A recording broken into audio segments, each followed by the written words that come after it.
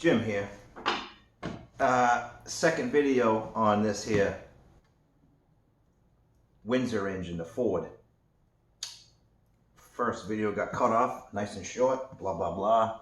Here you go. This is what this engine looks like, and $125 for the block. Brand, came out of a salvage yard, 32,000 original model pickup truck, F100, 74, checked it all out with 351s from the factory. I paid 50 bucks for the crank, rods and pistons, and I'm going to show you. So, there you go. I just put the oil pump on. This is a 5.0 deep, the twin sump oil pump. I'm using this because in the Miata, there's a lot of room that's not available for a deep sump. So we have to use the twin pan sump. This is my crank. I put all the new bearings in it. And here we go. We're going to show you the pistons. So there you go. It's an H-beam rod with TRW pistons, fired for 20 minutes. These are 30 thousandths over. And I looked them up. I believe they're 12 to 1, but somebody told me they're 11 to 1, but we won't get into that.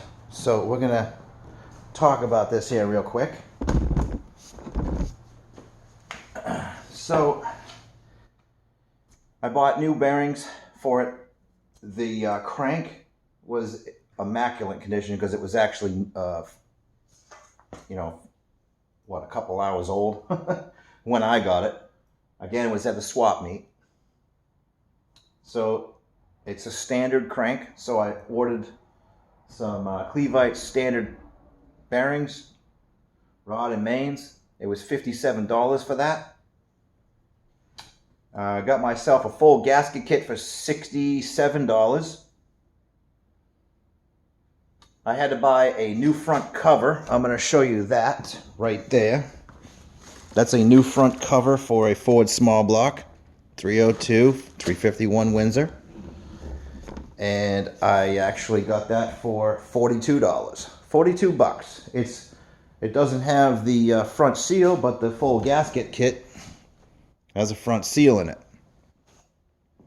We're going to talk about something about this here engine. Since I paid very, very little money for this, I'm going to be trying something that's an old,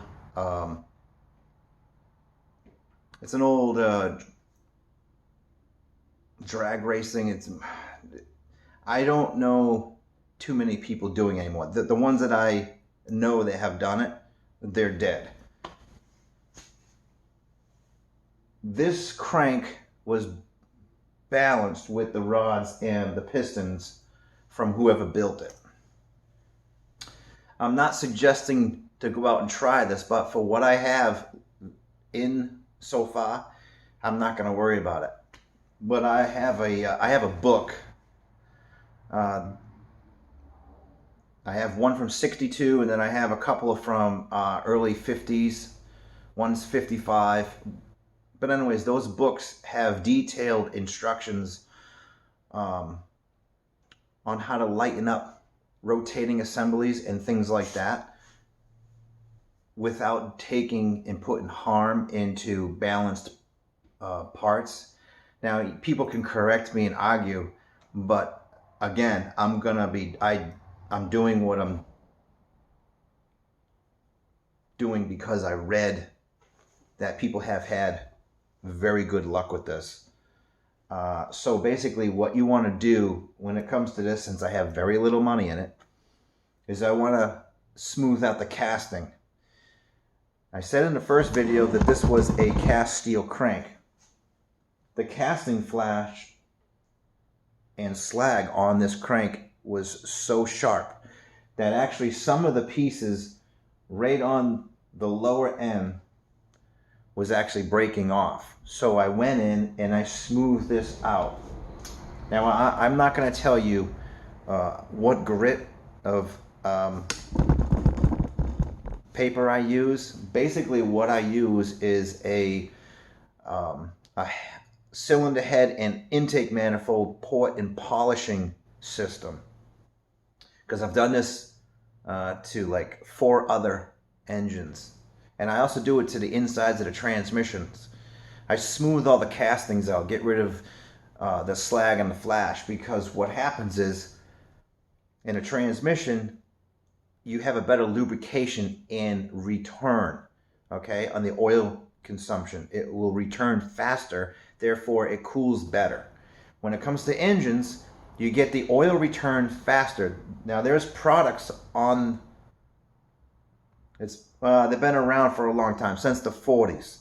The Navy introduced some products that they would coat the casting flash of your engines, all engine parts, and it was a brush-on material or spray-on material. And you can buy some of that stuff today. You don't really need to. All you do is you go in and smooth out those castings. Get rid of that slag and flash, and smooth it out. I'm rambling on because there's not too many people doing this or attempting it, because it's a bit sketchy and scary. Things could happen. You could get something, a grenade, but I'm not worried about that, considering what I have invested in this.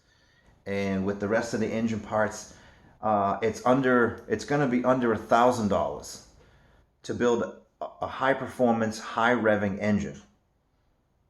Now, this crank, I checked it out, I spec'd it. The guy that I bought it from, he knew what he had, told me exactly what they did, who sold it, all the numbers, blah, blah, blah. But yet from the factory, it was not smooth. By smoothing this crank out, I'm going to pick up an extra 2,000 to 3,000 RPM on the red line. And if you don't believe me, just buy a forged crank and it's already balanced, blah, blah, blah. Some people are going to argue, oh, you're a fool, blah, blah, blah. Well, again, I've already done this, so I know it works. There's no vibration. I know what's going on. So I'm going to show you how close and smooth that is. You see how smooth this is? This is all casting flash removed from that crank. See, all in here. This would be a casting line, every single one, and you want to smooth that out. This is completely smooth, but you're not removing material that goes deep into the crank, so it's not gonna. You really don't take any material off. All you do is just smooth it out. So you're getting a nice transition for oil, because you can see the oil is actually already self-lubing itself, and it's dripping off faster than if there was cast on it. And that's the key. You can buy crank scrapers and things like that. Well, those only do so much when it comes to your casting. If you put a crank scraper on this, like I used to make, I've known about those for a long time. When you buy one of those and put one of those on, basically what you're doing is you're allowing the engine to spin freely, because you're taking off the oil, and oil is heavy. It's very heavy.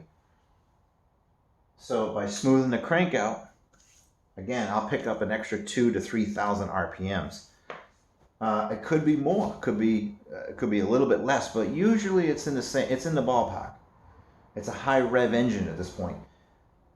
The piston is already smooth. It's a forged piston, so you don't have to worry about anything like that. The rods have already been done from the factory. Whoever made those, I think they're scat rods. Those are already smooth from the casting, so I know that the rotating assembly on those are already done. And I've done this to my Hemi engine, and I can rev that at seven grand, and it's just awesome. So I know this works. So we're gonna get back to that. So I'm using the standard 5.0 pickup tube for the double sump oil pan because the Miata has a cross member, and I still have to modify it. I'm going to have to get it close right in here because the cross member goes in here. So there's my gaskets. That's it right there. On this engine, I had to hone this myself because the engine shop, he said it was no good, so I begged to differ. I actually honed this thing out myself with stones. I started with like 80 grit stones all the way down to 220 and then to like 800. So basically what I had to do is I had to take out about 3 to 4 thousandths out of these cylinders because some water got in there, and the rust built up a little too thick, and the pistons were a bit too tight. So I still have to file fit the rings, but I don't have the rings yet. They're going to be coming in soon. Unfortunately, race rings are $80, so I was going to get the $20 rings or find some at the swap meet, but there's no swap meets until late June going into August. So I got those on order brand new. So this is the end of the engine videos until I get the rest of the parts in. Once I get that in, you'll see me fitting the pistons and filing the rings and finishing this up. So I'm going to put a bag on this. By the way, I paid $1 for this oil filter. It was at a yard sale. It's brand new. It fits. Why not? So that's it for right now. I'm going to talk about the transmission and go further from there. Have a good day.